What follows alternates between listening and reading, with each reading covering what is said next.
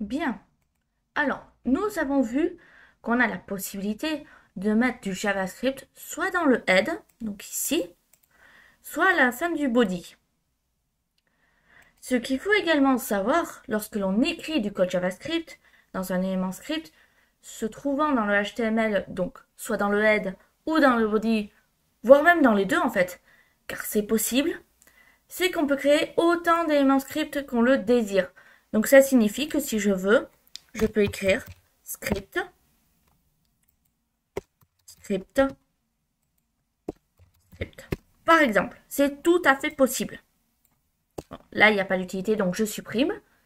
Alors, bien sûr, pour des raisons aussi de clarté et de performance, on essaie de tout écrire dans un même élément script. Mais il faut savoir que si on veut faire plusieurs éléments de script, c'est possible et ils seront lus ligne par ligne, les uns après les autres, donc dans l'ordre d'écriture. En fait, c'est comme un livre. On commence par la première ligne en haut d'une page et on finit par la dernière ligne en bas de la page. Ça paraît logique. Bien. Alors, on va partir sur un exemple. Donc, vous vous souvenez de ce code que je vous ai montré et avec lequel j'ai fait un exemple dans la vidéo précédente. Eh bien, on va le modifier. Donc, pour cet exemple, on reprend ce code et par contre, je vous conseille de, si vous devez travailler sur un projet, parce que là c'est que de l'exemple, de ne pas faire ce que je vais faire. Parce que là c'est pour vous montrer que c'est possible. Donc tout d'abord, je vais mettre du code un peu partout. Donc je vais copier mon JavaScript ici et je vais le mettre dans le body. Donc ça veut dire que je vais commencer par exemple par en mettre ici. Je vais aussi en mettre en dessous de mon H1. Alors, comme je l'ai dit il y a quelques minutes, ne faites pas ça si vous travaillez sur un gros projet avec des personnes. Ce n'est pas propre du tout de faire ça. Donc je vais modifier les alertes. Vous allez comprendre pourquoi. Parce que c'est pour voir comment ça se passe.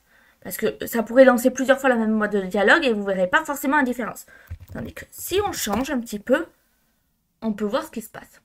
Donc là, j'ai placé du JS un peu partout dans le body. Maintenant, je vais en placer dans le head. Donc, je me mets à la fin du head, je colle à nouveau et je vais modifier aussi donc du JS dans le head. Tout simplement. Je vais sauvegarder.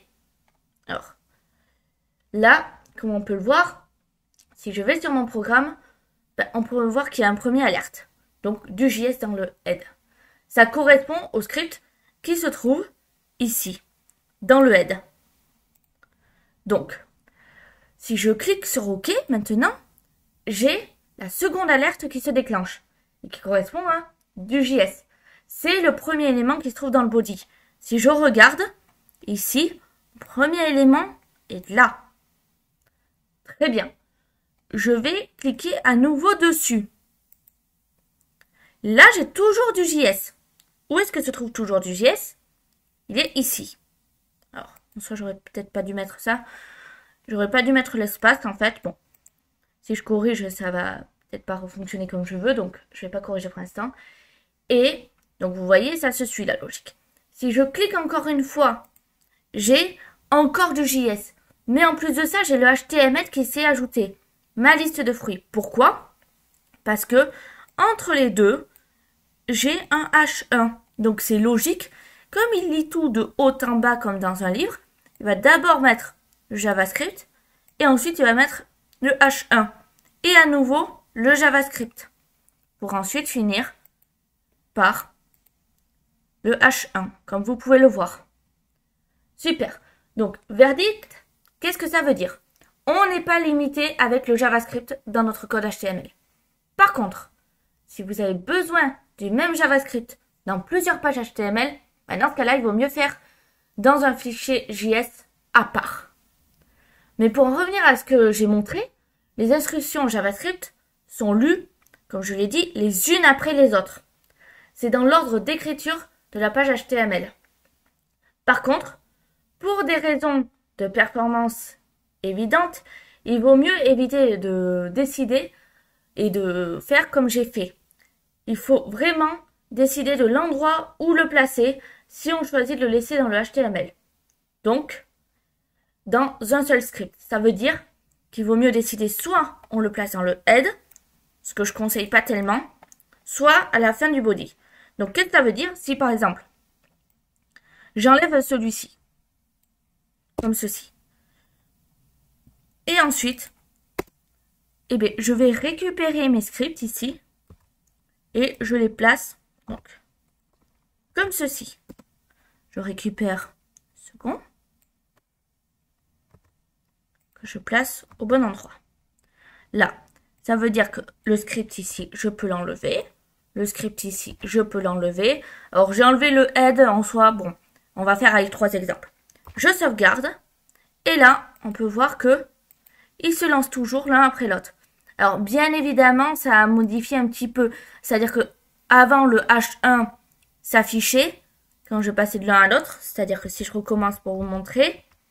Alors là, je suis en train de faire des CTRL Z. Pour ceux qui ne connaissent pas, les raccourcis clavier, je vous conseille de les apprendre. Donc, si je remonte, donc là, on peut voir du JS dans le head, du JS, toujours du JS, et là, ça m'affiche mon H1. Tandis que si vous remarquez, eh bien, moi, ça s'affichait tout à la fin parce que j'ai tout mis à la fin. Donc, si on regarde à nouveau, CTRL Y, je suis en train de faire. Donc, j'ai tout supprimé, très bien. Je fais CTRL S. Et là, vous voyez, le HTML s'affiche en dernier. Donc, ça veut dire que bien évidemment, vous en êtes au début du JavaScript. Il va y avoir plein de choses encore à apprendre. Mais ceci, c'est la base. Savoir où positionner son JavaScript. Donc là, maintenant, vous êtes formé sur le head et le body. Il vous reste à voir comment faire du JavaScript dans un fichier JavaScript. Mais pour ça, on verra ça dans une autre vidéo.